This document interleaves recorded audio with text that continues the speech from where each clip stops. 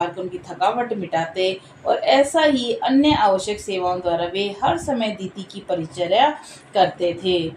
रघुनंदन, जब सहस्त्र वर्ष पूर्ण होने पर कुल 10 वर्ष बाकी रह गए, तब एक दिन दीति ने अत्यंत हर्ष में भरकर सहस्त्र लोचन इंद्र से कहा, बलवानों में श्रेष्ठ वीर, अब मेरी तपस्या के केवल 10 वर्ष और शेष रह गए हैं। तुम्हारा भला हो, 10 वर्ष बाद तुम अपने होने वाले भाई को देख सकोगे।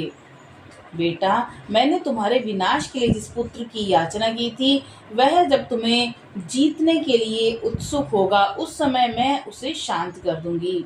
तुम्हारे प्रति उसे वैर भाव से रहित और भातृ स्नेह से युक्त बना दूंगी।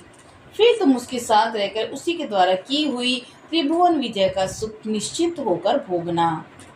सुश्रेष्ठ, मेरी प्रार्थना करने पर तुम्हारे महात्मा पिता ने 1000 वर्ष के बाद पुत्र होने का मुझे वर दिया है। ऐसा कहकर दीति नींद से अचेत हो गई।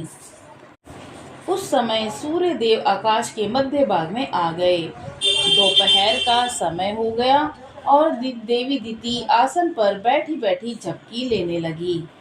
सिर झुक गया और केश पैरों से जा लगे।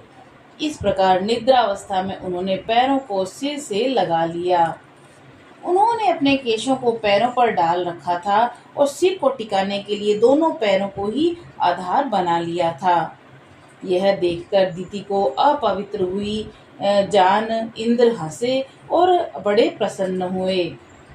श्री राम, फिर तो सतत सावधान रहने वाले इंद्र माता दीति के उदर में प्रविष्ट हो गए और उसमें स्थित हुए गर्भ के उन्होंने 7 टुकड़े कर डाले।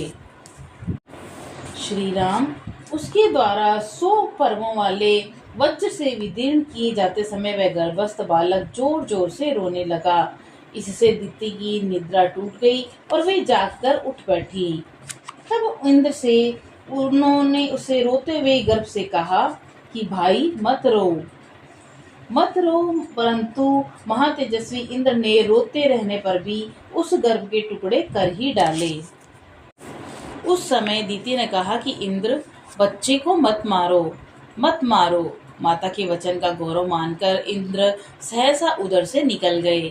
फिर वज्र सहित इंद्र ने हाथ जोड़कर दीति से कहा कि देवी, तुम्हारे सिर के बाल पैरों से लगे थे, इस प्रकार तुम अपवित्र अवस्था में सोई थी।